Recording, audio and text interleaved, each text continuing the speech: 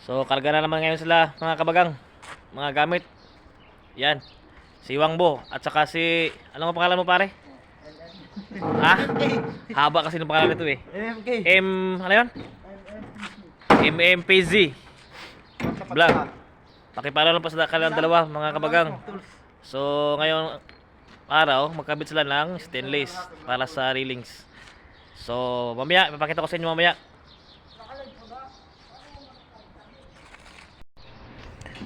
So, ayun, nandito na kami.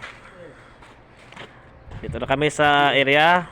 Tapos ito yung lalagyan ng stainless. Diyan lang sa harap, sa pinto na yan. Yan. So, tara. Lapitan natin yung kabitan nila. Simple lang naman to. Ito yung pinakasimple nga gawin nila ngayon. Yan, dito lang.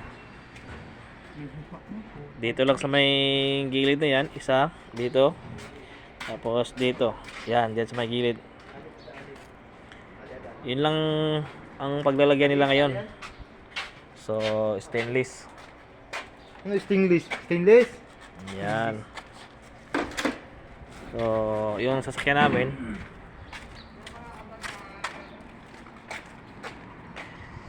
Ito pala yung ang mayari pala ito ng building na to is yung kapatid ng amo namin. So, isang apartment, napakalaking apartment yan. Ayan. Apartment lahat yan. So, kahit anong gusto nila, yan. Pwede kabit dyan. Yan. Yan yung style niya. Simple lang na style. Yan. So, mamaya, balikan natin yan mamaya sila. At ipapakita natin mamaya kung anong forma niyan mamaya pagkatapos. Kasi alis ako ngayon eh. So, ang trabaho ko lang dito is mag-drop sa kanila. Tapos mamaya susunduin ko pagkatapos mga alas 11 siguro o alas 10. So, yun. Hanggang mamaya na lang. See you. So, hello mga kabagang.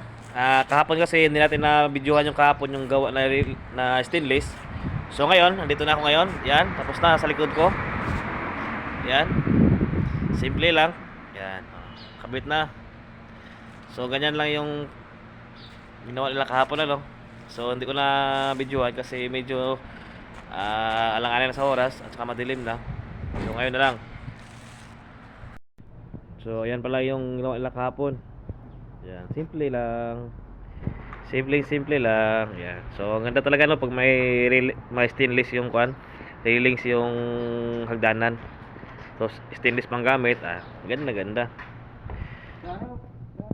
So, yun lang mga kabaga. Hanggang dito na lang. Salamat sa panonood. Kung naabot kayo sa video na to, sa dulo, hanggang dulo. Yan pala yung tumira. Si NMPZ Vlog. Yan. So, maraming salamat. Thank you for watching.